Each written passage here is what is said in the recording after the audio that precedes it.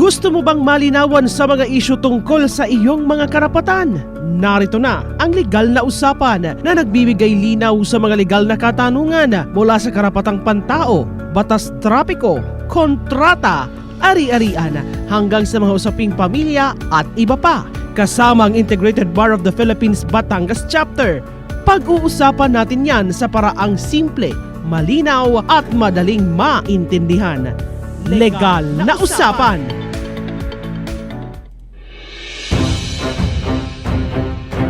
Kabrigada, nagbabalik tayo sa ating programa. 2 minuto makalipas po ang oras ng alas 8 ng umaga, mga kabrigada. Good morning sa mga kakatutok pa lamang sa kani-kanila pong mga bahay o kaya naman sa kani-kanilang mga sasakyan. Sumasahing papawid na ho ang ating programa, ang Tira Brigada Saturday edition, mga kabrigada, na legal na usapan. Kasama ho, mga kabrigada, ang mga abogado mula ho sa Integrated Bar of the Philippines Batangas Chapter. At syempre, mga kabrigada, ang ating pag-uusapan ngayon ay tungkol po yan sa hashtag titulo. Yan. At makakausap natin ngayong umaga, mga kabrigada, sina Attorney Edgar Carlos Mendoza Jr., sir? Maganda po, Brigada Mel. Good morning, Attorney. At si Attorney Ben Jan Maralit. Si Attorney Ben, good morning. Magandang umaga po, Ma'am Mel, at saka po sa lahat ng ating tagapakinig at nanonood ng live. Nandito na naman po ako. Once again. Na-miss ka namin, Attorney, ka last week. Opo. Pero ito po yung ating pag-uusapan muna. Ang nga pala, yung mga kabrigada natin, na kung kayo po ay may mga katanungan sa ating pag-uusapan ngayon pong umaga sa ating talakayan, maaari po kayong mag-send ng inyong mga tanong sa pamamagitan po yan ng ating text line na 0912-5930800 o kaya naman po, mga kabrigada, sa Facebook Live natin. Live na live po tayo sa ating Facebook official page, ang Brigada Batangas. Yung related lang po muna sa ating tatalakayin or tinatalakay. Yung mga tanong nyo naman na hindi po related, hindi po muna namin yan masasagot sa ngayon. O kaya naman po i-schedule po natin yan para sa susunod siya po ang ating pag-uusapan. Kasama po ang mga abogado mula ho sa IBP. Okay? So, ito po ang ating pag-uusapan. Yung humihingi po, mga sir, ng advice ay mula po sa Lemery. Yan, sa bayan ng Lemery, dito ho yan sa Batangas. Ang kanyang sitwasyon po ay ganito. Nakatira daw ho sila sa lupa na iniwan ng kanyang mga magulang. Subalit, yung lupa daw po na iyan ay hindi pa ho nahahati ayon po sa humihingi ng advice. Yan daw po ay nasa mother title pa na nakapangalan sa kanilang kamag-anak. Ngayon, ang mother title daw ho ay wala sa kamay nila kundi nasa pamangkin ng nakapangalan sa lupa. Pero nagulat sila nang malaman na may titulo daw ho ng lupa na kinatitirikan ng kanilang bahay ang isa sa mga kapatid nila. Nagtanong sila, doon daw po sa may hawak ng mother title, kung alam nila na may pinatituluhan yung part na yon ng bahay nila. Ayon daw doon sa may hawak ng mother title, wala daw silang alam na nagpatitulo ng lupa yung kapatid nung humihingi ng advice. Ngayon, ang tanong po nila, pwede daw bang gawin na mapatituluhan ang lupa mula sa mother title na walang sino man ang nakakaalam sa kanila? At yung additional information natin, mga sir, 4 po silang magkakapatid. Pangalawa po itong humihingi ng advice dahil daw po namatay na yung panganay nila, siya na yun nagsisilbing matanda sa kanilang magkakapatid, at yung nagpagawa daw po ng titulo ng lupa ay yung pangatlo nila na kapatid. So, sir, ano ho ang ating masasabi dito po sa sitwasyon? Medyo ako nung kinakausap ko siya, naguguluhan ako nakailang tawag yata ako dito kay sir. Yes, ma'am. Sige po. So, base po sa pagkakaintindi ko, sila yung namumosisyon ng lupa, itong 4 na magkakapatid na namatay na yung panganay. And then, yung lupa na kinatitirikan nila or nasa pamamosisyon nila is nasa pangalan, hindi sa pangalan ng kanilang magulang. Kundi sa pangalan ng siguro lolo, lola, o kung sino man. Okay po. First things first po, kailangan po nating liwanagin kasi yun bang, marami po kasing maraming avenue kung bakit pwedeng magawa. Hindi ko po sinasabing imposibleng magawa yun. Kasi baka naman during the lifetime nitong registered owner ng lupa, nagkaroon ng dokumento ng bilihan ng portion ng lupa dito sa kapatid nilang pangatlo. Pero kung tatanggalin po natin lahat yon, sige, alisin natin yung possibility na may mga dokumentong na-execute yung registered owner ng lupa sa kanino man sa kanilang magkakapatid, it should hindi pwedeng makapagpatitulo itong isa nang hindi alam ng lahat. Bakit? Ito po yung sinasabi sa batas na nagkaroon ng co-ownership by operation of law. By operation of law meaning, kasi yung registered owner ay namatay. So, pag namatay ang registered owner, ang pagmamayari ng lupa ay mapapapunta sa kanyang mga tagapagmana. At kung ilan yung tagapagmana na yon, sila yung magiging may-ari ng lupa. Yun po yung tinatawag nating co-ownership by operation of law. Na hindi nila ginusto, wala silang positive act na ginawa. Basta na lang naging tagapagmana sila kasi nga namatay yung may-ari ng lupa. So sila na yung may-ari ngayon. Yung tinatanong po niya na posible ba na makapagpatitulo yung isang kapatid na hindi nila nalalaman, that is on the assumption po na mayroong deed of conveyance or dokumento na na-execute during the lifetime ng registered owner in his favor. Without that po, I think it's Hindi pwede. Next to impossible na magkaroon ng ganong Ng titulo. Yes po. Precisely po. Pero bago doon, medyo komplikado kasi. Pero para sa kaalaman na din ng ating mga tagapakinig ngayong umaga, mga sir, gusto lang lamang ho naming malaman, ano ba itong tinatawag na mother title at bakit po ito mahalaga? Kuya, easy. Attorney Edgar. Yung mother title po, yan po yung original na titulo bago hatiin ang lupa. Ano po? Nakasaad diyan ang mga sukat, lokasyon ng lupa, ano po, tapos pagka na-subdivide o napaghati-hatian na yung lupa, diyan po ang pagbabasihan ng mga subtitle. Okay. At regardless po ito kung kanino nakapangalan ng mother title? Yes po. In addition, Ma'am Mel, I think, in my personal opinion po, mother title is, yung praise po na mother title is a loose praise. Wala siyang, I think, hindi siya tinatawag as mother title under the law. Bakit lang po nakasanayan natin na tawaging mother title? Yan po yung bunga ng pagkakahati-hati ng mga lupa base lamang sa mga namomosisyon, pero hindi nila inaalis sa titulo yung napapunta sa kanila. So dumadating yung punto na ang daming may-ari, iisa yung titulo, kaya ang tawag natin is mother title. So nakasanayan, tingin ko po, nakasanayan na lang nating gamitin yung mother title, yung phrase na mother title. Oo. And that answered our second question, attorney. No, yung kailan nagkakaroon ng sitwasyon na maraming may-ari pero iisang titulo lang yung kanilang hawak. Actually, kaya ni-reserve ko po yun kasi dalawa po yan eh. Meron po sa under the law po, may tinatawag tayo na co-ownership by operation of law and yung voluntary co-ownership. Ano pong pagkakaiba nun? Yung una po, yung by operation of law, yung katulad po ng nasabi ko kanina, madami kayong tagapagmana, yung namatay, may naiwang lupa. So, by operation of law, naging co-owner kayo. So, may isang, alimbawa, yung namatay is may naiwang isang lupa na may titulo, at madami ngayon na nagmamayari kasi madami na yung tagapagmana niya, then yun po yung involuntary. Na nagkakaroon kayo ng involuntary co-ownership dahil nga sa pangyayaring yon.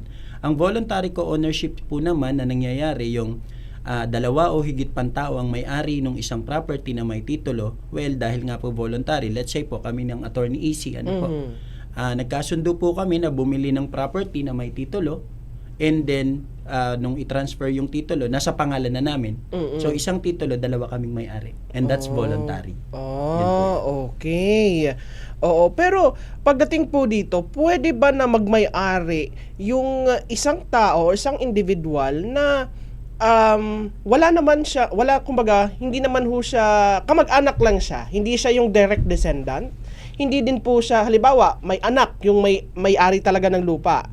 Tapos nakasama lang sila doon without na hindi din sila yung nakalagay, walang last will din na na iniwan yung may-ari. Posible po ba yung ganun? Posible po kung magkakasundo yung mga tagapagmana na bahagian. Yung halimbawa po yung binanggit nyong anak or apo nung may-ari. So pag pinagkasunduan po, pwede ho na makabahagi do sa lupa yung apo. May tinatawag din po tayong na pagka naghahatian ng lupa or yung settlement of estate, yung may waiver of rights, so na parang parang katulad po siya ng donasyon, parang pinaghahatian na yung lupa tapos may kasamang donasyon. So maaari ho kahit hindi ho talagang tagapagmana kaagad yung tao, pwede siyang makabahagi din sa lupa. Tapos yun po, pwede ho. In addition to that, Ma'am Mel, meron kasi tayong tinatawag na yung right to represent. Okay. Ano po yung right to represent? In case ng manahan, po. Let's say po, may magulang ako, dalawa kaming magkapatid. Ako ay kasal, may isa akong anak, and then yung kapatid ko, kasal, may dalawang anak. Let's say na predeceased nung kapatid ko, yung mother namin, yung parents namin, and then namatay na yung parents namin. So, supposedly, kung buhay pa yung kapatid ko, kaming dalawa yung tagapagmana. Ano po? Ngayon, dahil patay na yung kapatid ko, so ang magi-step up na sa kanyang shoes para mag-enjoy ng kanyang karapatan bilang tagapagmana is yung mga anak niya.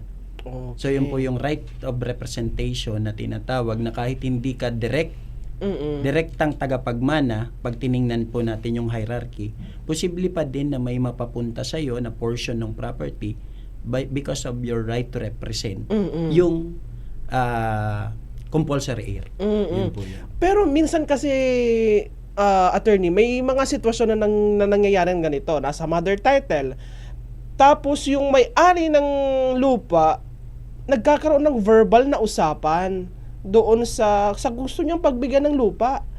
Oo, halimbawa, may pinangakuan siya na sige, itong porsyon ng lupang ito ay sa iyo. Pero walang anumang kasulatan. Nagiging valid po ba yung ganoon? Yun ma'am tayo nagkakaroon ng hindi magandang sitwasyon kasi sabi po ng batas, kapag ang dealings natin ay may kinalaman sa lupa, yung formality po para maging effective siya is dapat siya ay in writing and dapat siya ay notarized. Yun po yung requirement kasi. But as between the two, yung nagbigay even verbally, may bisa po sa kanilang dalawa yon.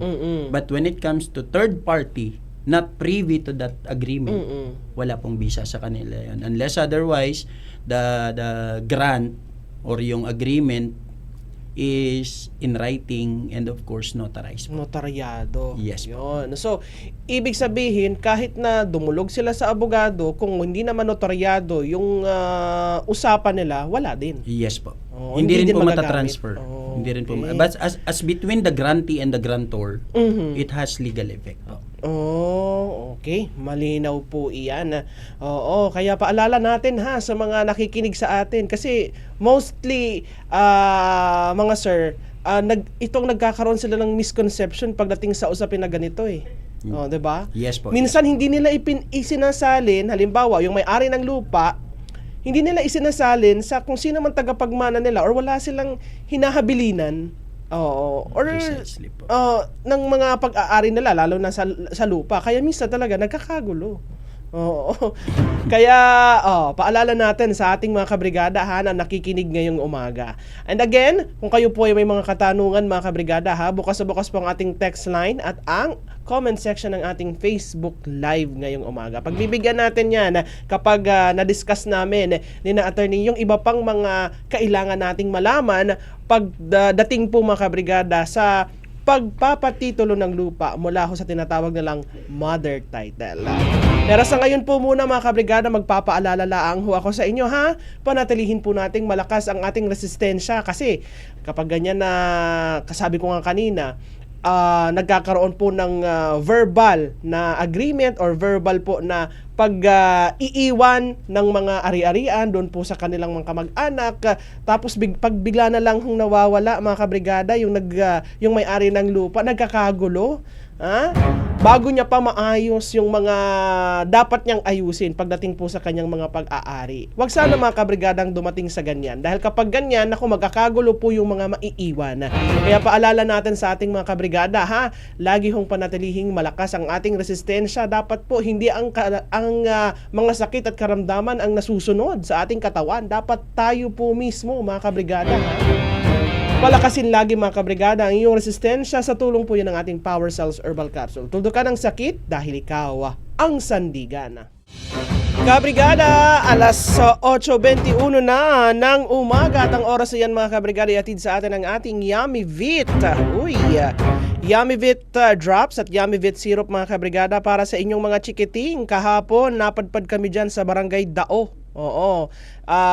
Dyan ho yan, dito sa Batangas City at nabigyan natin ng nasa 6 na cases yata yun ng ating Yummy Vit ES2. Oo, yung ating Yummy Vit drops para po sa mga batang may edad 6 months hanggang 2 years old. Nung nakaraan, ang pinakauna namin nabigyan ay yung Barangay Santa Rita at sumunod yung Barangay Calicanto, tapos Alangilan. Kahapon na yung Barangay Dao at sa susunod naman baka dyan sa Barangay Tingga ang mabibigyan namin. Oo, may nahingi pa doon sa Barangay Calicanto. Sabi ko, siya, sige, pwede lang pumunta din eh. Oo. Pero hanggang Barangay Tingga lang kasi may ganun? may natitira pa naman siguro. Siguro mga nasa less than 100 bottles mga kabrigana ng Yummy Vit. Oo, kung gusto nyo din po na ma-try sa inyong mga chikiting, abay pwede po. Libre po iyon mga kabrigada. Oo, libre po sa ngayon yung ating Yummy Vit.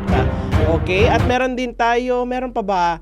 Parang paubos na din yung ating Standout ES4, pati din yung ating Mom's Love kahapon naubos na naibigay natin sa Barangay Dao.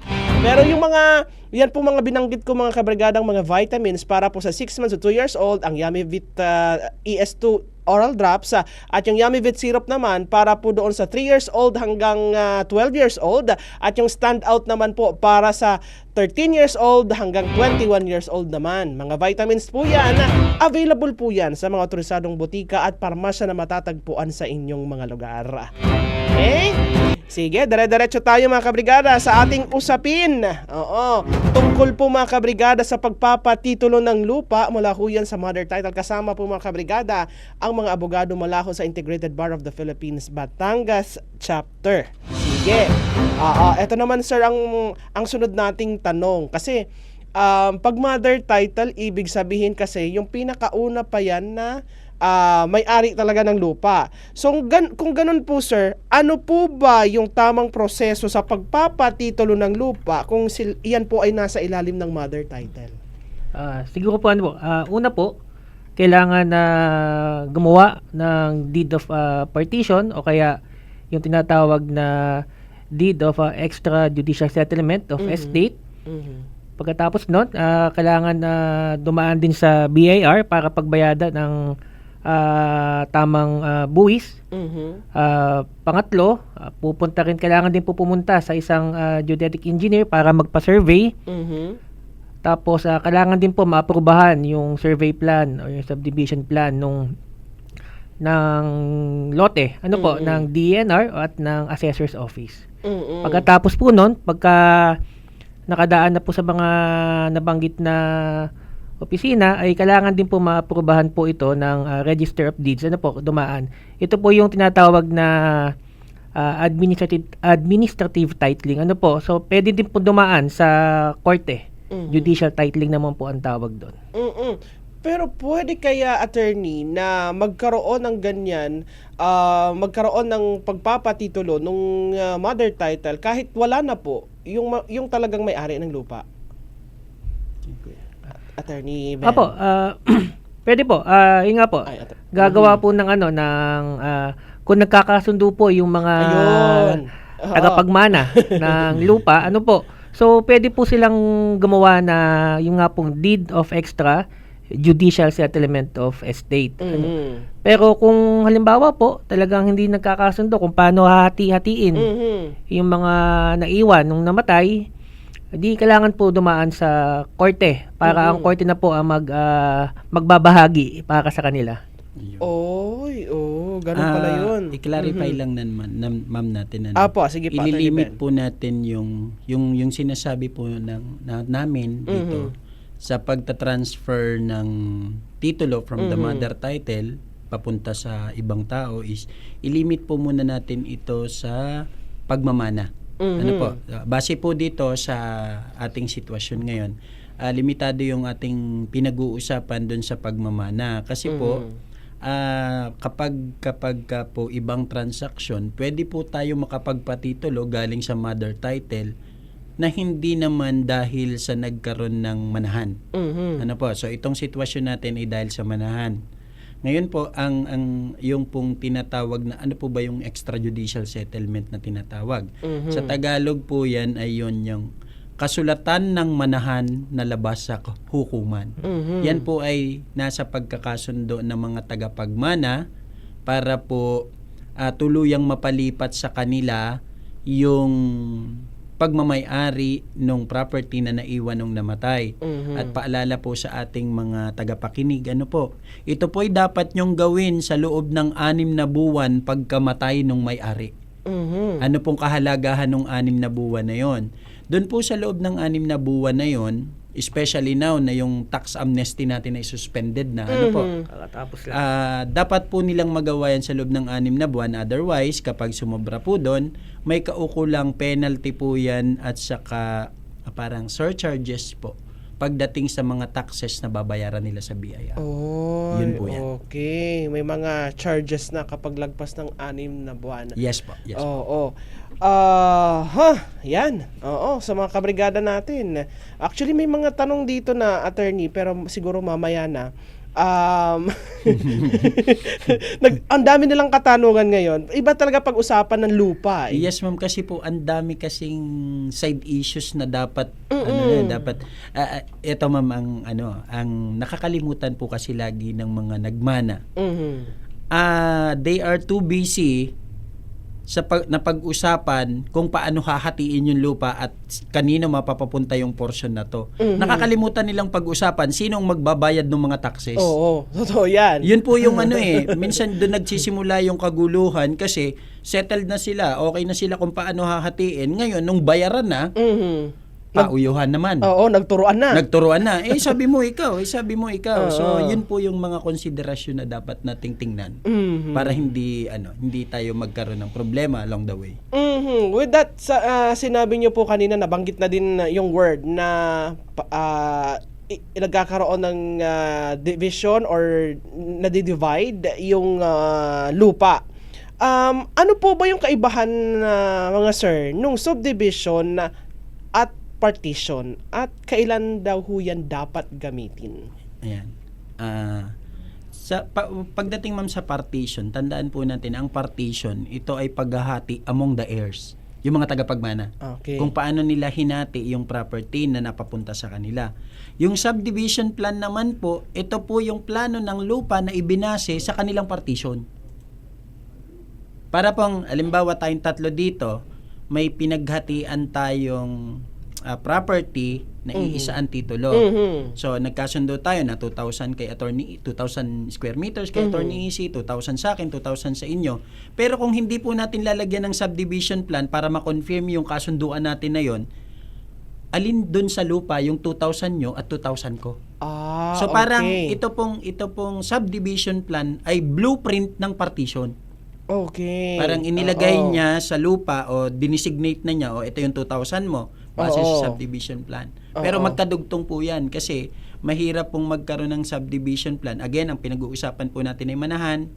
Mahirap pong magkaroon ng subdivision plan ng walang partition kasi yun nga pong subdivision plan ay nakaayon sa kung paano nagkaroon ng partition. At ano yung kinalabasan ng partition ng mga tagapagmana. Idagdag ko lang din po, Sige po, attorney. Yung sa subdivision plan, hindi ho gaya, pag partition ho kasi, ibig ko sabihin, merong co-ownership.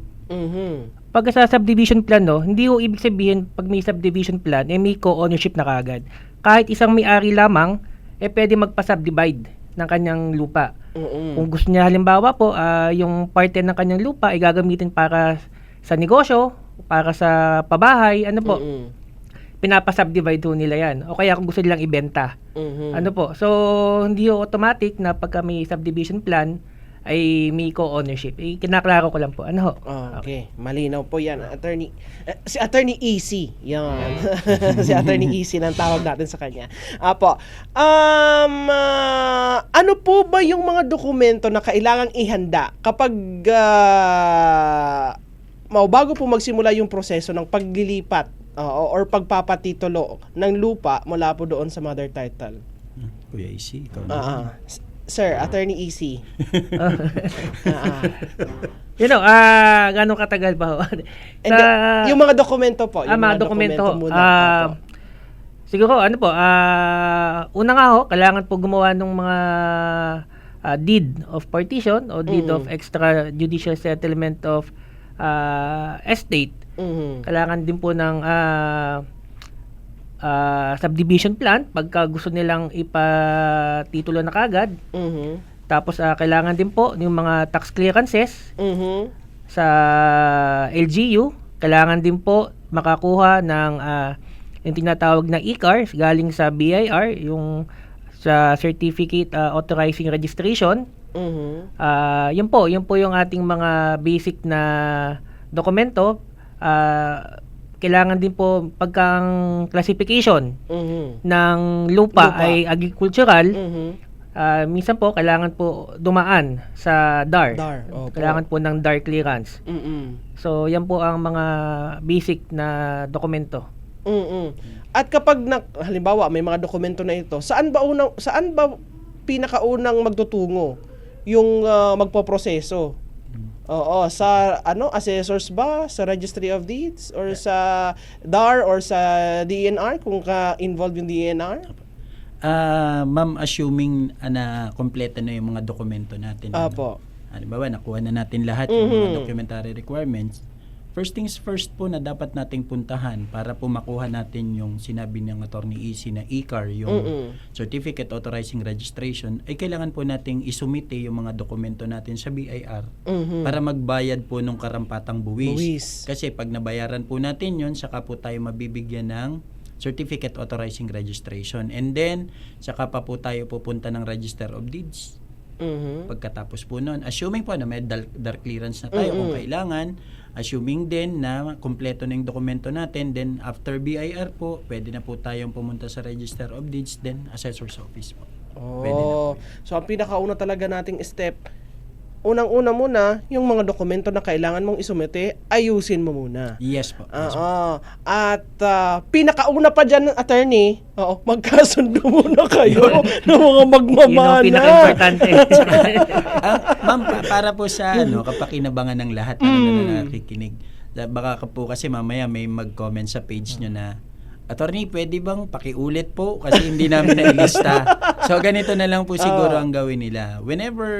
Pagka po may gagawin silang transaction o may gusto silang i-prosesong transaction, pumunta po sila let's say sa BIR, tanong nila doon, binibigyan po sila, may checklist po yun, ma'am. Okay. Makikita po nila doon para hindi po sila naliligaw kung anong dapat. Kasi nagkakaroon po ng kalituhan. And maipasok ko na din, ma'am, dito kasi po ay tawag dito, na nabanggit po yung Assessor's Office. Opo. Kasi baka magkaroon po ng kalituhan. Attorney, bakit may Assessor's Office? Ay titulo yung pinag-uusapan natin. Di ba sa Register of Deeds lang yon yung titulo? Kasi po ay ang automatic po yan na kapag ka may titulo ang isang lupa, natural na mayroon niyang tax declaration na tinatawag. Yun pong bang tawag dito sa Tagalog? Katibayan ng pagbabayad ng amilyar. Amilyar, yan. opo. At yun po ay makukuha natin sa Assessor's Office. Ganun po. Okay.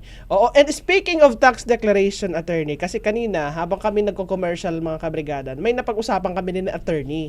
At yun din talaga yung na-observe ko na nagiging rampant even sa social media kasi may mga posting, di ba, Yes, na lot for sale, tapos ang ibinebenta nila nakalagay na dokumento ay tax declaration. Is it advisable na ganoon, attorney? Na tax declaration lang yung document na meron po doon sa lupa pag ganoon. Hindi naman po bawal na magbenta ng lupa kung ito ay tax declaration lamang. Ano po? Pero syempre ang pinakamaganda o pinakamatibay na ebidensya ng pagmamay-ari ng lupa ay yung titulo. Ano po? Na dumaan sa Register of Deeds. Ano po? Tapos kalimitan po ang problema po sa tax declaration, sa aking experience, ano po, ay minsan po ay mas malimit may double sale pagka tax declaration kumpara sa titulado. Ano po? Tapos ang problema din po, kalimitan pagka may tax declaration po ay yung sukat. Ano po? Kasi sa tax declaration, ang nakalagay lamang sa tax declaration ay yung boundaries.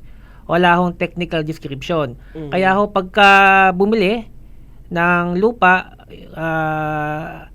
tapos tax declaration lamang, pag pinasukat o pinasurvey, doon lalabas yung problema. Meron palang overlapping, ano po, okay, kulang or sobra. Ano po, so kung hindi naman bawal, ulitin ko, hindi naman po bawal o hindi masama bumili ng lupa na under ng tax declaration.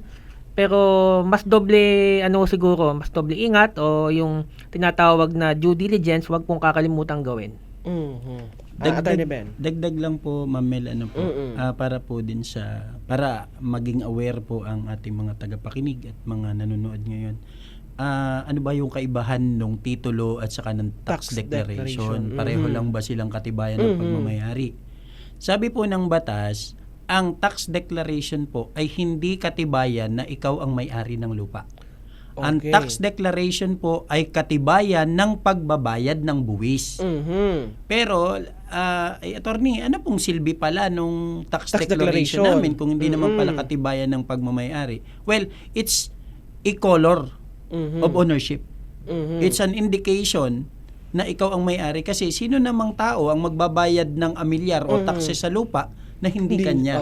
So, para lang po alam ng mga tagapakinig natin, bagaman ang tax declaration ay hindi katibayan ng pagmamay-ari, ito ay malaking indikasyon na ikaw ang may-ari ng lupa. Ang katibayan po ng pagmamay-ari ay titulo. Titulo po mismo. So ibig sabihin kapag may tax declaration ka na, pag nagpatitulo ng lupa, mas may gravity kung ikaw yung nagbabayad ng amilyar. Yes po, precisely. Yun. Tama po yun. Tama. Okay. So yan paalala natin sa ating mga kabrigada. Isiningit lang ho natin kasi medyo ganun kasi yung nangyayari minsan. Now you know mga kabrigada, lalong-lalo na yung mga interesado dyan na bumili ng lupa o kaya may tinitinan ng lupa. Diba? Mas maiging ganoon. Mas maiging titulo para hindi tayo ma-hassle kasi kapag nagkataon, paano kung ipinasa sa iyo yung titulo, posible ba yun, attorney, na ipinasa sa kanya yung tax declaration pero kumaga parang may iba pala na nagbabayad pero may papel lang siya? Pero posible ba yung ganoong senaryo? Posible po. Nangyayari po yun, Ma'am Mel. Nako. Nagkakaroon po ng parang dalawa yung nagbabayad, let's say, ng isang property pagdating sa amilyar. Kasi po pag pumunta po tayo sa munisipyo para sa pagbabayad ng buwis, basta ikay magbabayad ng buwis, tatanggapin po yan nung pagbabayaran mo ng buwis. Kasi ang nasa isip po nung tao doon sa munisipyo na tumatanggap ng bayad sa buwis is, kung hindi sa iyo to, ba't mo naman babayaran? So ako, as a government employee tasked to do the job, is ministerial duty ko lang po na tanggapin yung bayad mo. Kung mayroon mang questioning legal o mayroon man kayong hindi pagkakasundo o parang may tawag dito ba? May overlap sa inyong claims, hindi po ako ang makakaresolba nun bilang ako ay nasa munisipyo. Kung meron tayo, katulad po nito, may usaping legal tayo, korte lang po ang makakapagsabi kung sino sa inyong dalawang tama. Ganun po yun. Nangyayari po talaga yan. Hindi po naiiwasan. Especially po sa mga probinsya, hindi ko po minimenos na sa probinsya, ganun, ano po. Kaya lang po, dahil nga po sa nakasanayan na natin na basta tayo may pinangahawakan ay okay na yun. Okay na yun. Kaya po nagkakaroon ng ganyan, ng overlap po ng karapatan. Yan. Kaya, mas lalo talagang dapat na sabi nga ni Attorney Easy kanina, due diligence ang kailangan natin. Parang katulad po mga kabrigada, sa ating kalusugan, kailangan din may due diligence. Di ba? Para po, hindi po tayo natatamaan ng anumang sakit. Isang paalala po mula ho sa ating Power Cells Herbal Capsule. Tuldo ka ng sakit dahil ikaw ang sandigan. Kabrigada, alas 8:44. Napakadali ng oras. Parang kanina lang nagsimula lang kami Ganun? Konting lembot na lang, magtatapos na naman agad.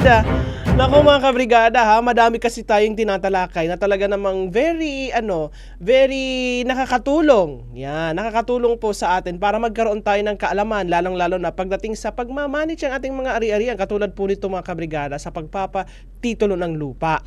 Yan, Kasama pa rin po natin mga kabrigada ang mga abogado mula ho sa Integrated Bar of the Philippines Batangas Chapter, sina Attorney Easy at si Attorney Ben John. Yan, pero bago tayo magdire-diretso mga kabrigada, paalala ko lang ho sa inyo, huwag yung kalilimutan. Ang palagian po mga kabrigada na pagpapanatili ng malusog na pangangatawan. Power Cells mga kabrigada, hindi po yan gamot. It's a food supplement mga kabrigada. Natural po yan, 100%. Purong herbal po yan. Pampalakas ng inyong resistensya at marami na huyang natulungan. Marami na huyan mga kabrigadang, marami nang sumubok at marami na po mga kabrigada ang pinaganda yung kanilang estado ng kanilang pangangatawan mga kabrigada sa loob ng 16 na taon. 16 na taon na natin kasama ang ating Power Cells. Kaya naman yung mga hindi pa sumusubok dyan mga kabrigada, itry nyo. Baka yan lang po si Power Cells ang sagot sa mga iniinda nyo mga kabrigada.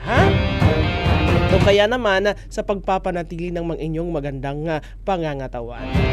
Sige, available po yan sa mga otorisadong butika at parmasya na matatagpuan sa inyong mga lugar. Mga kabrigada, available po yan sa Mercury Drug Stores, nationwide, sa South Star Drugs, sa Generica, sa The Generics Pharmacy, pati din po sa Rose Pharmacy, sa Carl Andre Drug Store at sa mga lokal na parmasya na matatagpuan sa inyong mga lugar.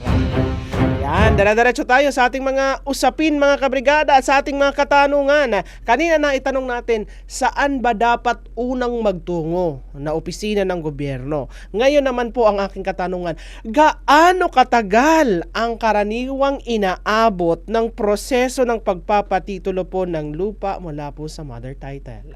Sige po. Pamela. Po. Kaya po ako napangiti dito kasi napansin ko po dun sa questions natin, kung mamarapatin nyo po, gusto ko po itong i-connecta doon naman sa babayaran. Kung magkano. Ayun. Kasi yung tagal po at kung magkano ang babayaran, wala pong exact mathematical equation ito. Aba. Wala po tayong, kasi po katulad po ng survey. Alam naman po natin na mga geodetic engineer ang gumagawa niyan. At katulad po ng ibang profesyon, mayroong geodetic engineer na bago pa lang sa profession, mayroong geodetic engineer na matagal na sa profession. So obviously magkaiba po yung kanilang fees. Ano po? Ganun po 'yon. Although ang atin po namang gobyerno ay merong geodetic engineer, I'm not very familiar po kung paano, kung pwede bang makausap sila na sila ang magsukat ng lupa. I don't know po kung may fees yun o wala. Siguro merong administrative fees. Pero kung private surveyor po yung ating kukunin, hindi po natin masasabi na yung bayad doon sa isa ay pareho doon sa isa. Ganon din po yung taxes natin at registration fees. Bakit? Kasi po, pag nagtatransfer tayo ng lupa, ang taxes na babayaran natin ay depende sa laki ng lupa. At depende sa zonal value ng lupa. So kung maliit yung lupa mo, maliit din ang babayaran mo. Kung malaki naman yan, obviously, Ganun din po. At yung sa tagal naman po ng pagpapatitulo, ano po, usually po ito ay nasa most ng ng legwork nito, yun pong naglalakad, sino ba yung naglalakad ng titulo, ng pagpapatitulo. Ano po, minsan kasi po pagka nakakalimutan nating i-follow up, yun yung kinatatagal. Yun lang. Minsan naman po, may dapat ng bayaran dahil sa kulang yung pera ng mga nag-aayos, nag-aasikaso, yung mga tagapagmana o kung sino man yung makikinabang doon sa lupa, hindi agad nila nababayaran. And that is a factor doon sa pagtagal o pagbilis ng pagpoproseso po. Idagdag ko lang din po, usually po sa aking opisina, case to case basis po yung tagal eh. Depende ho dun sa sitwasyon. Kasi mayroon pong tinatawag na clean title, yung iba may mga issues. So pagpunta ho dun sa halimbawa sa BIR, kahit mayroon silang checklist, pag examine, pagtingin ng mga dokumento, may mga hinihingi pong mga karagdagang dokumento. So minsan mahirap ibigay, minsan madali naman po. So usually case to case basis po 'yan. Okay. One more thing, Ma'am Mel, nabanggit kasi, nakalimutan ko kanina yung nabanggit ni Attorney Easy yung issues regarding sa title. Ano po ba kalimitan yon? Ganito po, siguro madami naka-experience nito. Yung mga titulo natin ay napasangla sa Rural Bank. Nasarado na. Yan po yun. Yung pagkakasangla po ay naka-annotate sa titulo. Ngayon, hindi po yan itatransfer ng Register of Deeds hanggat hindi nakaklaro kung anong estado ng mortgage na naka-annotate dun sa title. Okay. Ngayon, let's say yung bangko na pinagsanglaan mo before ay nagsara na. Although nabayaran mo na, na-settle na yung mortgage na yon, kaya lang sarado na yung bangko. Ngayon, saan ka pupunta? Saan mo hahanapin yung dokumento ng release ng mortgage? Yun po yun. Isa po yun sa nakakapagpatagal. Nako. Yun po yun. Ganun po kasi dati especially yung mga palayan, yung mga farmlots, para makapagtanim, makasunod na ani, isasangla sa bangko para may pambili ng feeds. Paulit-ulit. Hanggang sa it so happen na si bangko nagsara. Isa po yun sa mga issues na pwedeng kaharapin po. Kaya po nagtatagal. Oo. Kanina, attorney, ang pinag-uusapan natin ay yung mga direct na tagapagmana. Oo. Ngayon po ang tanong, medyo madugo-dugo ito. Parang kapag ganito kasi yung sitwasyon ay talagang mahirap pa. Ito ang tanong, attorney. Paano kung hindi po nagkakasundo ang mga magkakapatid o co-owners po sa paghahati ng lupa? Ayun po, di mapipilitan po na idaan sa korte yung hatian. Ano po? So kami mga abogado hanggang maaari tinutulungan ho namin yung mga kliyente, yung magkakamag-anak na magkasundo-sundo na kasi dagdag sa gastos para sa kanila. Mas tatagal yung proseso para sa kanila. Tapos pwede rin na dahil nasa korte na yung kaso, ay pwede mawala na hindi na sila basta-basta makakapag desisyon para dun sa lupa kung ano kanilang gustong kabahagi o paano yung hatian, kasi yung korte na ang bahala mag-decide para sa kanila. So yun po, mapipilitan na mag-file ng judicial settlement of estate or partition. Pero kadalasan kasi ang nagiging ewan ko lang kung advisable ba ng ninyo bilang isang abogado yung nagiging strategy na ibebenta na lang yung lupa tapos paghahati-hatian kung ano man ang pinagbentahan nun. Advisable ba yun, mga sir? Yun po, ma'am, yung mangyayari pagka tayo sa korte dumaan ng paghahati. Kasi let's say sabi ng korte, ganito ang hatian natin. Juan, ito sa'yo. Pedro, ito sa'yo. Maria, ito ang sa'yo. Kaya lang ayaw mo nung napapabigay sa'yo. Hindi pa rin kayo magkasundo. So, ang gagawin talaga, ma'am, ng korte, ibebenta yung property na yan. At pag naging pera yan, Huwag mong sabihin na itong 1,000 ito, ang magkaiba lang dyan ay serial number. Pumayag ka na. At ang pinakamahalaga po na dapat tingnan ng ating mga tagapakinig, kung bakit dapat silang magkasundo. Kasi po once nagkaroon kayo ng kasuhan sa pamilya, magkakapatid, pumunta kayo sa korte, hindi na po kayo makakabalik sa dating relasyon nyo. Totoo yan. Maniwala kayo. And it will spark everything that will follow. Dadalhin po yan ng mga sunod, yung mga anak, pamangkin, lahat na. So, hindi po maganda. So, hanggat maaari, kung pwedeng pagkasunduan, may kaunting diferensya, bigayan na lang. Idagdag ko lang din po, pagka halimbawa, dumating nga po sa punto na sabi ng korte na ibenta na lang at tapos sa paghahatian ay yung proceeds nung pagbebenta, ang kailangan lang po siguro malaman ng ating mga tagapakinig ay kadalasan po yung value ng property ay pag binenta ng korte ay mas mababa po sa actual na valor. So parang nalulugi pa. Lugi pa ho ang mga tagapagmana. So kaya mas maganda ho talaga na magkasundo na po sila kasi pagka nabenta na ho yan sa mas mababang halaga, di lugi po sila. Ano po? Yun. Malinaw yun, mga kabrigada, ha? Magkasundo. Kung hindi magkasundo, hindi kayo magkakasundo, Diana. At karaniwan po ba, yung mga ganito, sa mga ganitong usapin, attorney, base po sa inyo na rin na nagiging karanasan bilang isang abogado, sa mga ganitong usapin sa pagpapatitulo ng lupa, ano po yung kadalasan ng mga problema na nai-encounter po ninyo? Yan po, di maliban po doon sa pagka hindi nagkakasundo. Hindi nagkakasundo. Yun nga po, minsan meron pong mga tagapagmana na hindi kaagad mapapunta o makapirma doon sa mga dokumento na kailangan. Kasi po, syempre, kailangan po lahat ng tagapagmana ay dapat ipipirma. Hindi po pwedeng may kulang. Ano po? Tapos pwede rin nagiging problema din ay pagka hindi ho na ko-consider ng tagapagmana na yung cost po nung pagbabayarang buwis, lalo na sa BIR. Ano po? Kasi pagka sa manahan, may tinatawag po tayong estate tax. Ano po? Yun ay 6% ng value ng property or zonal value. Tapos maliban po doon, meron din tayong tinatawag na CGT, capital gains tax. Sorry po, ano po pala, documentary stamp tax, po.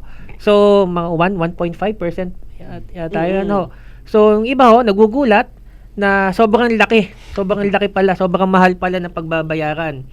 So pag nalaman nila na sobrang laki, hindi na nila naitutuloy. Or naghihintay muna sila na may darating na pera para may pambayad sila, o kaya iba edi binebenta na muna para makakuha ng earnest money. Tapos yun po, maliban doon sa mga documentary requirements, nagkakaproblema sa DAR, sa Register of Deeds, po. Yun. Oo. Ma'am, dagdag ko lang dun sa mga problemang pwedeng lumabas. Po. Kasi ang problema ng mga naghahati is para maayos yung titulo. Ang unang-una po na nagiging problema na na-encounter namin is ang dami nating pinag-uusapan pero yung titulo naman pala nawawala. Oo. Okay.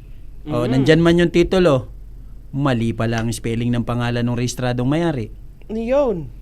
Pangalawa, tama, nandyan ang titulo, tama ang pangalan ng rehistradong may-ari, mali naman ang technical description or yung area ng lupa. Yung sukat. Yes po. So ano po ang pwedeng gawin doon? Korte pa din po yun. Yung pag-aayos po, pagpapare-constitute or pagpapare-issue ng titulo, pagpapaayos ng pangalan, pagpapaayos ng technical description, yun po lahat ay ginagawa sa korte. Korte lang po ang mag-uutos sa Register of Deeds para ayusin po yung mga bagay na yun. Nabanggit mo na, attorney, kanina, kasi may nagtatanong sa ating text line na hindi nila alam kung nasaan yung titulo ng lupa. Paano po ba pag ganoon? Pagka po, yung mga bagong tax declaration na Ma'am Mel, nabasa ko kasi dito sa comment, yung mga bagong tax declaration po na ngayon na lumalabas, pag tiningnan po natin doon sa gawing kaliwa, gitnang bahagi ng tax declaration, may nakalagay po doon na TCT or OCT. Pag may nakasulat po doon, makikita nila yung number ng titulo. Kaya lang po yung mga lumang tax declaration, usually walang nakalagay. So ano po dapat nilang gawin? Pumunta po sila sa Register of Deeds na nakakasakop sa kanila. Ipa-check po nila, dalhin yung tax declaration, pa-check po nila kung may titulo ba ito o wala. Ngayon po, kung may titulo pala tapos nawawala or hindi nila makita, pwede naman po silang mag-file sa korte ng reissuance ng titulo. Pwede po. Okay. Sige. Nagtatanong kasi na napasadahan ko din kanina, attorney, yung tanong niya at nagsakto din doon sa sinabi mo kanina. So yun ha. Advice po mga kabrigada ha, na kung doon nga sa tax declaration, may nakalagay naman daw po dyan na yung TCT number at pwede nyo po yan dalhin sa Register of Deeds Register po, or of Deeds. assessor, makakuha po sila ng dokumento para mapacheck kung meron talaga o wala. Yun. Kaya naman mga kabrigada, nako, napaka komplikado ng mga bagay-bagay. Lalong-lalo na pagdating po sa usapin ng lupa, mga ari-arian mga kabrigada. Kaya lagi nating ipinapaalala mga kabrigada na sa mga ganyang pagkakataon, dapat tayo po ay lagi ng handa. Kasi 'di ba, attorney, merong ang perception nila sa mga ganyan na kapag inaayos yung mga bagay-bagay na yan, abay minsan sasabihin nung halimbawa, nanay, abay buhay pa ako, ganyan na agad ang ginagawa ninyo, 'di ba? Pero hindi nila alam na preemption na yon na posibleng maaring gulo pag sila ay nawala. Yes po. Diba? Nabanggit natin, ma'am, yun nung first session po natin dito. Ang tawag po doon ay estate planning. Yan. Yun po, para maiwasan natin yung pagkakagulo. Oo, kasi kapag nawala sila, ang nagkakagulo, yung mga tagapagmana na hindi nagkakasundo sa mga bagay-bagay na parang mas malaki sa iyo, bakit maliit sa akin, Ay, 'di ba? ma'am, Ganoon. Sige po, Attorney Ben. With respect to that po, ito po kasi ang isa pa sa pala na nai-encounter natin. Let's say 4 yung anak, bago mamatay yung magulang, doon nakatira sa panganay, siya yung gumagasto, siya yung nagpapa-ospital, itong 3 walang kinalaman. Wag po nating isipin na porke tayo ang nag-intindi sa magulang natin ay tayo dapat yung may pinakamalaking parte sa property. Bakit po? Hindi po natin kasi dapat or pwedeng isumbat sa mga kapatid natin na ako ang nag-alaga sa ating magulang nung bago mamatay, ako lahat ang gumastos. Yun pong ginawa nyo na yun, ay yun po ang tinatawag na natural obligation. Kaya ang sagot po doon, pag sinabi na ako ang nag-alaga, ako ang gumastos, abay salamat kuya. Opo. At ginawa mo pala. Oo. Ngayon po naman, kung mababait naman yung 3 kapatid at payag na, ay siya sige kuya, at ikaw naman ang pinakamalaki ang hirap, ay di pinakamalaki ang iyo. Pero kung wala pong ganong bigayan, pantay-pantay pa din po kayo. Ang sagot lang po at ang magagawa lang po ng ibang kapatid, doon sa isang kapatid na gumastos o nag-alaga, ay maraming salamat. That's it. Yun. Yun lang po yun. Oo. Oo nga, no, kasi yun talaga minsan ang nasa isipan ng kadalasan sa sa mga nag-aalaga doon po sa kanilang mga Tama po magulang. Nako, kapag ganyan mga kabrigada, medyo may sakit yan sa loob kapag ganyan. Precisely po. Pero yun nga, sabi nga natin, 'di ba? Kung willing naman, kung bukal naman sa loob yung inyong pagtulong sa magulang, bakit kailangan humingi pa ng kapalit? 'Di ba? Kasi yun naman po mga kabrigada, sabi nga ni Attorney Benjan, natural obligation natin. Totoo naman po mga kabrigada, kasi kung wala din po yung ating mga magulang, ay wala din po tayo dito sa mundong ibabaw. Kaya natural lamang po mga kabrigada na kahit papano ay maibalik natin, maiparamdam natin yung pagpapahalaga natin sa ating mga magulang nang walang hinihinging kapalit. Yan. Isang paalala po yan mga kabrigada mula sa ating Power Cells Herbal Capsule. Tuldo ka ng sakit dahil ikaw ang sandigan. Kabrigada, nagbabalik tayo sa ating programa mga kabrigada. At syempre huling yugto ng ating legal na usapan kasama ho ang mga abogado mula ho sa Integrated Bar of the Philippines at marami pa tayong katanungan. Mukhang mag-extend tayo hanggang sa huling yugto ng Tirang Brigada. Pero sige lang yan, okay lang yan. As long as nasasagot namin ang inyong mga katanungan mga kabrigada, abay why not, diba? Sige mga kabrigada, pero bago ang lahat, paalala lang ho natin sa mga medyo sensitive mga kabrigada ang kanilang balat dahil medyo lumalamig ang simay ng hangin. Bare months na kasi mga kabrigada, normal po yan na nagiging dry po ang ating mga skin. Pero sana, kasi pag nagda-dry mga kabrigada ang mga skin natin, makati yan. Oo, kaya minsan may mga kinamot, ganoon.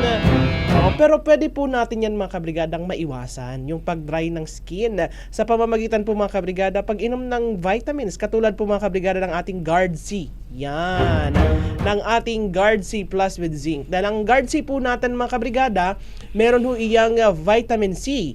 At yung vitamin C mga kabrigada, nakakatulong po yan sa produksyon ng collagen sa ating balat. At yung collagen naman mga kabrigada, yan naman po ang nagiging dahilan kung bakit nagiging younger looking po ang ating skin. Nakakatulong yan sa elasticity ng ating balat, yung pagiging moisturized po ng ating balat. Kaya malaking tulong po mga kabrigada yung Guard C sa inyo. Plus yung ating Guard C, nakakatulong pa yan mga kabrigada sa immune system.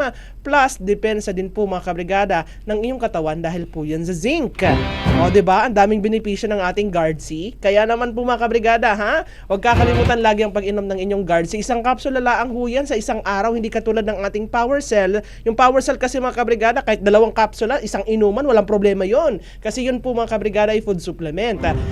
Yan po ay herbal. Yung ating Guard C naman mga kabrigada, isang kapsula laang or 2 kapsula laang mga kabrigada. Isa sa umaga, isa sa gabi, pwede na ho ang ating Guard C. Tama! Always protektado ang kalusugan. Available po yan mga kabrigada sa mga autorisadong butika at parmasya na matatagpuan sa inyong mga lugar. Sa South Star Drugs, sa The Generics Pharmacy, Generica, Rose Pharmacy mga kabrigada, sa Mercury Drugstores nationwide at sa Carl Andre Drugstore. Type ko yan. At sa mga lokal na parmasya sa inyong mga lugar, dito po sa Batangas City, meron dyan sa Taylor's Pharmacy, sa Cantos Pharmacy mga kabrigada. Available yan ang ating Guard C Plus with Zinc. Yon, diretso tayo mga kabrigada sa ating usapin. Mga pahabol munang katanungan tayo dito, Attorney Ben at Attorney EC. Ang ating isa sa mga katanungan din ay kung ganun po, kasi talagang komplikado pag-usapin po mga kabrigada sa lupain. Ngayon po, paano po mapoprotektahan ang karapatan ng bawat may-ari po sa proseso po ng paghahati ng titulo? Sige, Attorney Siguro Easy po kailangan na kumpleto yung mga papeles. Ano po? Tapos kailangan yung paghahati o yung kasunduan ng paghahati ay mailagay sa isang dokumento na yun nga po, deed of extrajudicial settlement of estate or partition, tapos notaryado ng abogado. Ano po? Para talagang nakalagay ho doon na kung ano ang kanilang kasunduan o kung paano paghahatian yung lupa. Ganun din po, kailangan tama yung sukat ng lupa para ho maiwasan yung mga overlapping, ano po. Tapos siguro din po para mas protektado yung mga tagapagmana o yung mga maghahati-hati, ay siguro po maganda mag-ano din sila ng due diligence. Tingnan po nila yung titulo kung may mga encumbrance or annotation, ano po, para mas inform sila kung paano nila paghahatian yung lupa. Attorney Ben. Sabi nga po sana para mas protektado ay uminom ng Power Cells. Tama naman po yun, Attorney. Pero at the end of the day po, para ma-distinguish natin or ano ba tawag dito? Ma-pinpoint natin kung ano ba yung naging paghahati, ano ba yung napabigay sa kung kanino man doon sa mga tagapagmana. Lagyan po agad natin ng dokumento. Pag nag-uusap tayo, kasi po ang mahirap dito ay ganito eh. Nag-usap tayo dito, tayo lang. Okay na tayo. Tama, ayos na ang ating usapan. Kaso, hindi natin agad na ilagay sa dokumento na ganito yung dapat na gawin natin. Paglabas natin, may nakakausap na nagmamarunong, may nakakausap na iba ang agenda doon sa pinag-uusapan. Kaya po nagkakaroon ng kaguluhan. Ngayon, kung sa pag-uusap nyo pa lang, nilagyan nyo na agad ng black and white, wala nang tanong. Alam mo, may tanong, ano bang pinag-usapan? O basahin mo na lang. Para po wala ng madaming, alam nyo po yun, sa dami ng sinasabi, sa dami ng pinag-uusapan, mas lalo lang gumugulo yung sitwasyon. Minsan nang talaga, attorney, nakaka-apekto talaga yung kanya-kanyang interes. Mismo po. Oo. Tama po. Lalong-lalo na sa mga ganyan lupain. Opo. Oo, talagang may kanya-kanyang interes ang bawat isa. And with that po, attorney, huling tanong natin dito sa atin na ano ho yung pinakamahalagang dapat tandaan para hindi po magkaroon ng legal na problema sa hinaharap? Very sick. Siguro po Attorney ano, Izzy. dapat may transparency sa mga tagapagmana. Ano po, dapat kung may ginagawa silang hakbang para formal na nilang mamana at may ilipat sa kanilang pangalan yung titulo, ay kailangan po lahat ng tagapagmana na ayon sa batas ay maabisuhan o masabihan para silang lahat ay makapirma doon sa mga dokumento. Ano po, lalong-lalo na doon sa hatian. Ano po, kasi kalimitan po or may mga pagkakataon na yung ibang mga tagapagmana ay hindi sinasabihan. Ano po, lalo na yung mga anak ng mga, halimbawa po, may yung registered owner namatay. Meron pong mga anak. Tapos yung mga anak na to, meron pong halimbawa 5. Isa dun sa 5 namatay. Tapos may mga naiwang asawa o anak. Yung ibang ginagawa ho ng iba ay yung 4 lang na buhay pang mga anak nung may-ari ng lupa, sila lamang ho ang naghahati-hati para dun sa lupa. Kasi sinasabi nila na wala ng karapatan yung mga naiwang asawa at anak nung namatay nilang kapatid. So, kailangan po lahat ng mga tagapagmana ay dapat ay makasama or makapirma dun sa hatian ng lupa. Attorney Ben? Yun po kasing pag-iwas sa problema sa inaharap. Hindi natin totally matatanggal yun eh. So ang pwede lang po natin gawin is ma-minimize. Paano natin ma-minimize? Unang-una po, since ang pinag-uusapan po natin dito ay paghahati sa mga magkakapatid, magkakapamilya, gusto kong pong ipaalala at ipahatid sa ating mga tagapakinig na kahit po ang kausap ninyo ay inyong kapatid, magulang, yung bentahan ng lupa, ang transaction mo ay kapatid mo, pamangkin mo, pinsan mo, huwag nyo pong kalimutan na ilagay sa dokumento. Nahihiya po kasi tayo minsan dahil si kuya naman ang kausap ko okay na yan kahit walang dokumento kasi yung salita niya mas maganda pa sa dokumentong panghawakan.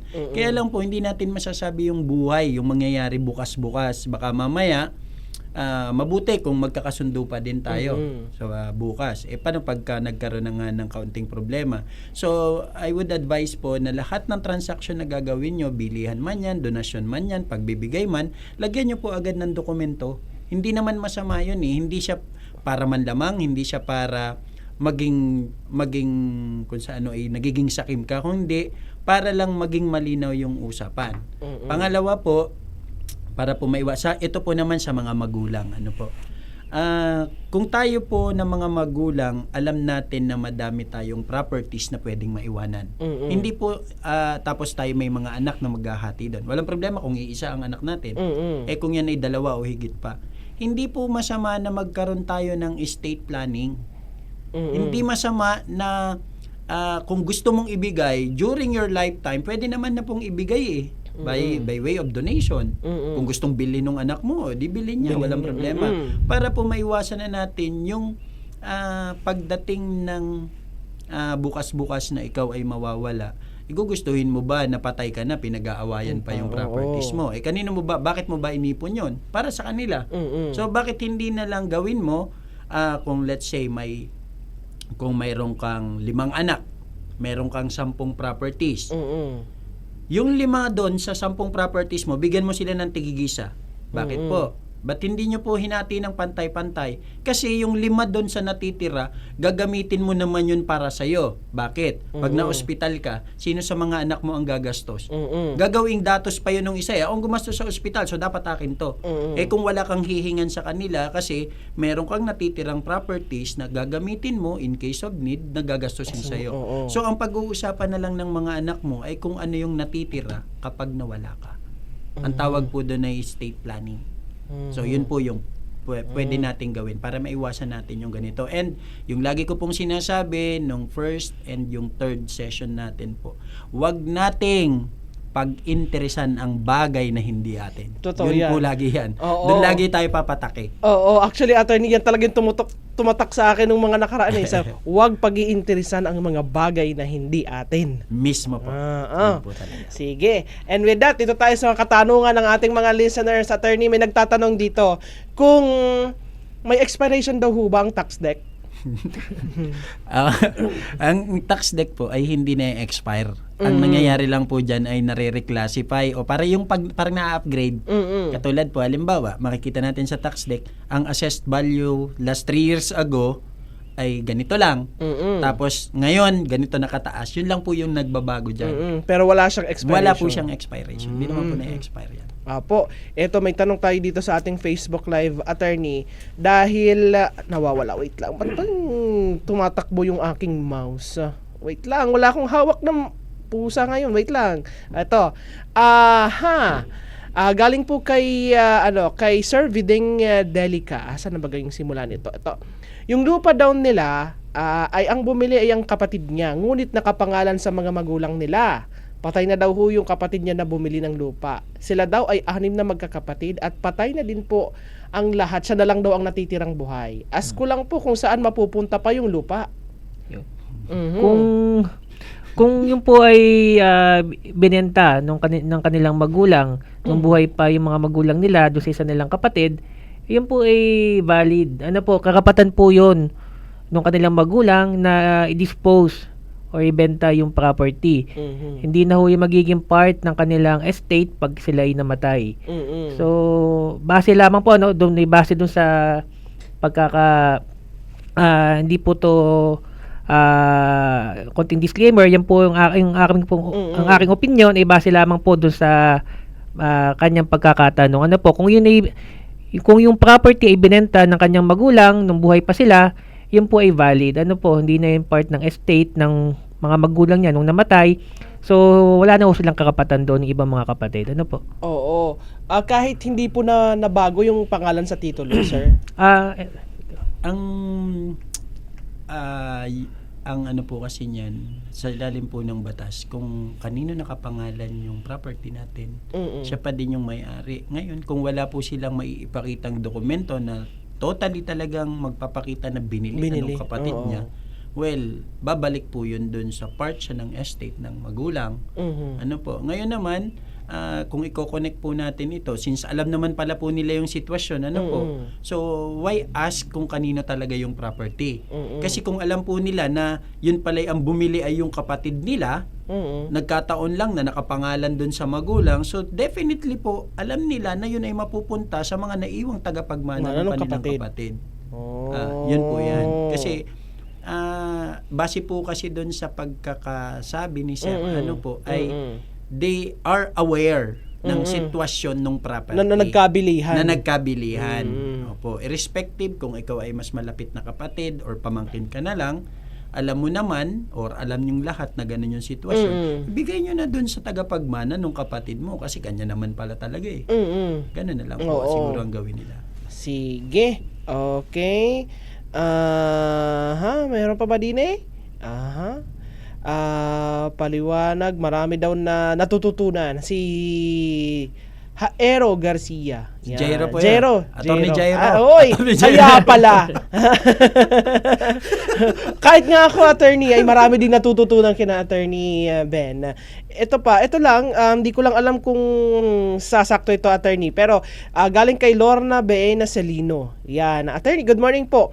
May habol po ba ako na ang biyanan ko daw na binintahan niya po ako ng portion ng may deed of sale. Talagang dead talagang patay Oo, may deed of sale na daw sila, binenta niya daw sa apo. Alam naman po sana sa apo niya na may deed of sale na kami ng lolo niya, pero binali pa din niya.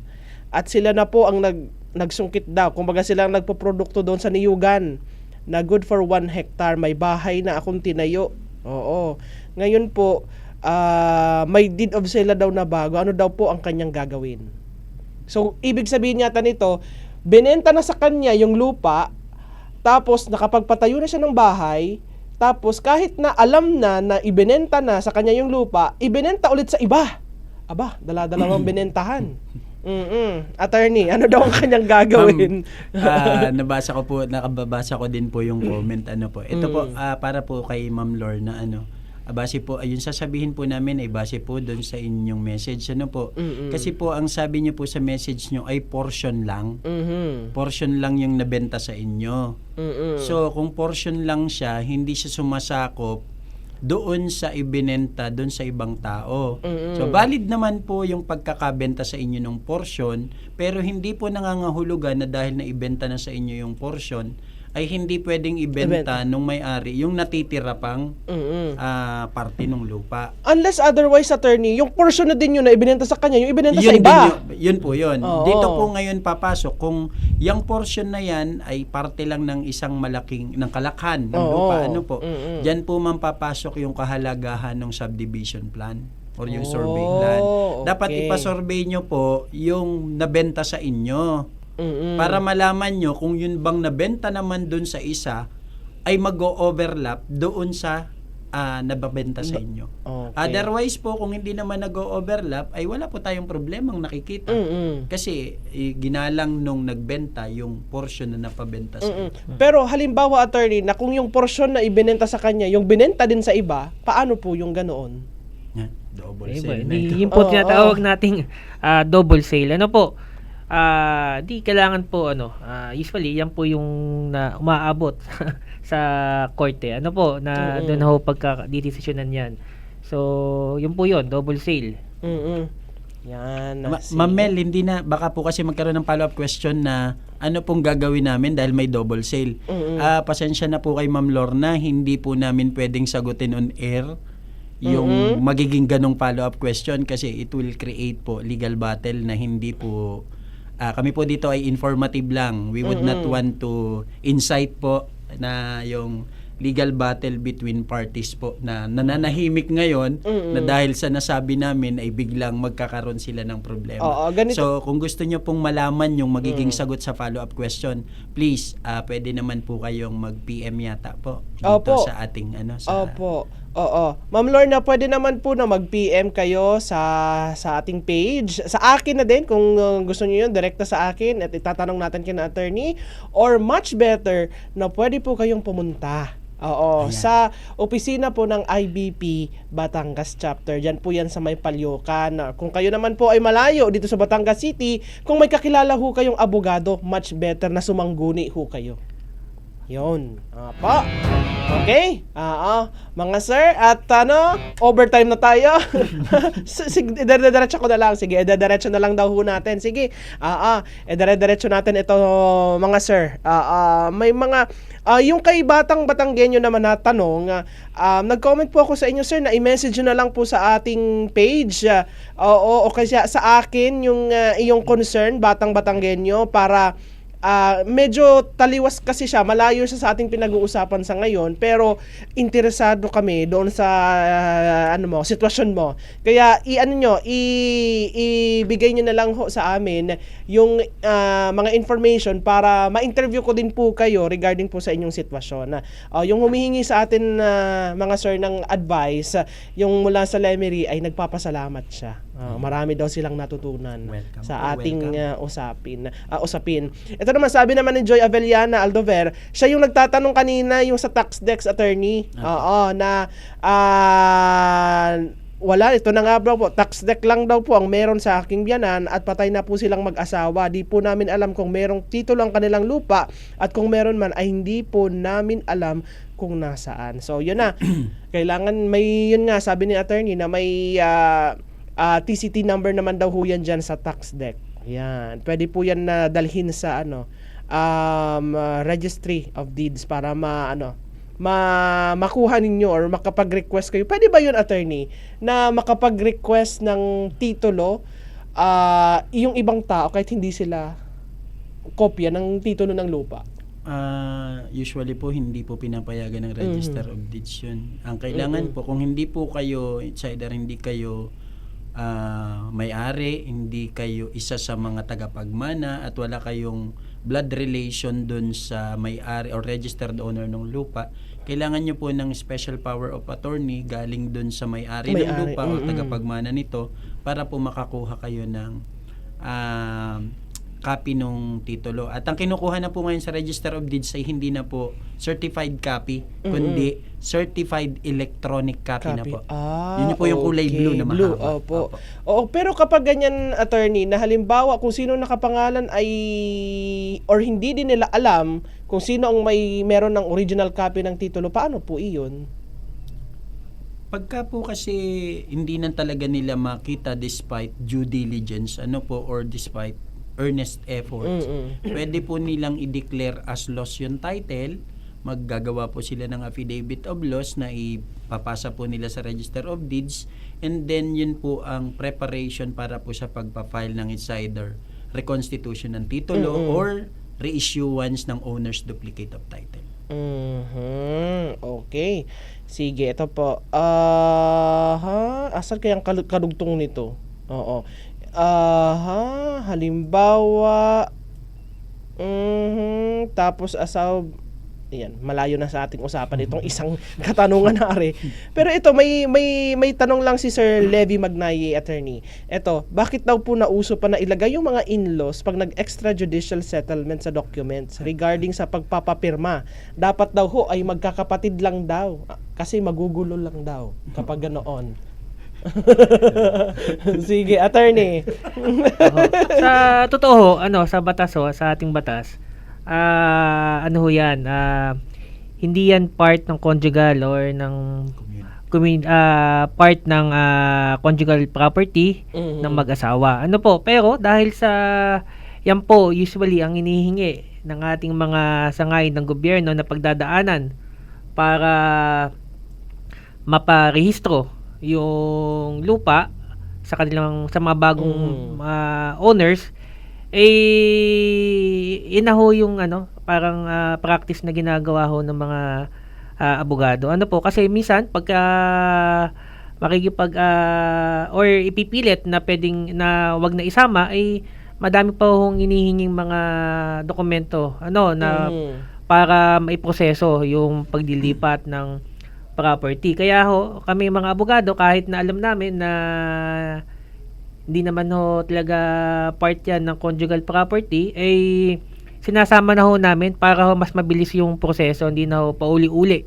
Pag pumunta halimbawa po sa BIR, sa Register of Deeds, sa DAR, ay hindi na magpauli-uli kasi baka hanapan, so nilalagay na namin. Mas maigi din na malinaw na yung ganoon. Oo. Tsaka ma'am, that is to avoid na lang yung further complication po in the near future. At isa pa po, although baka mamaya kasi yung property ay mana. Halimbawa, pumana yung property, tama, walang kinalaman yung asawa. Kaya lang yung property mong namana ay paupahan pa lang bahay or tindahan na kumikita. Doon sa property, wala pong pakialam yung asawa. Pero doon sa kinikita ng property na pwedeng mapapunta sa'yo, doon po may pakialam yung asawa kasi fruits po yun eh. So baka yun po yung mga consideration, kaya inilalagay na din, sinasama sila na pumirma na din lang para po maiwasan na nga lang yung complication, kasi minsan nagkakaroon pa ng question na aantala yung proseso. Katulad nga po ng sinabi ni Attorney Easy, para po yung pagpaprocess ng papeles smooth sailing smooth lang. Na. Sige. Ito naman po, karagdagan. May live-in partner daw ho siya. And yung magulang niya ay pareho ng patay. Meron po silang lupa nung mga buhay pa daw yung mga magulang. At tapos ganito po kasi 'yon, nagkwento na si ate. Oo. Namatay na daw po yung nanay ng kanyang live-in partner at nag-asawa po ng bago ang papa ng kanyang live-in partner at kinasal din po sila. Ngayon po, namatay na din po ang papa. Ang daming namatay ng kanyang live-in partner at ang stepmother niya po ay nag-asawa na ng bago. Ngayon po, ang nakikinabang po kasi sa lupa at tanim ay yung stepmother niya. Ask ko lang po kung sino po ang may karapatan sa lupa, yung stepmother pa po ba niya o silang magkakapatid at ano po ang pwedeng gawin?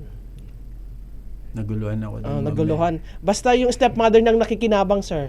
Ang tingnan na lang po siguro natin ay yung year and date of acquisition. Mhm. Kasi po, may nabanggit kaninang kinasal eh. Opo. So kung yan po ay na-acquire during that time or pagsasama nung dalawang kinasal, then dun sa yung marriage po na yun ang dapat makinabang. Kung yun ay may anak, may offspring yun, so sa kanila dapat mapupunta. Otherwise, katulad po nung napag-usapan natin dati, babalik po yan dun sa original. Na may-ari. At yun po, kung sinong tagapagmana nun, sila po ang may-ari niyan. Okay. Yun, ganun po Yun. Hindi lang po natin kasi masagot ng eksaktong-eksakto yung sabi nung ating pong nag-comment. Kasi ma'am, pasensya na po, mahirap po kaming magbigay ng payo pagka hindi po namin alam yung buong kwento. Baka po kasi magkamali kami, yun po yung masunod. Lalo po tayo magkakaproblema. So might as well po, katulad po nung sinasabi ni Ma'am Mel, isend nyo po sa kanila yung buong kwento para po along the way po masagot po namin ng mas maliwanag.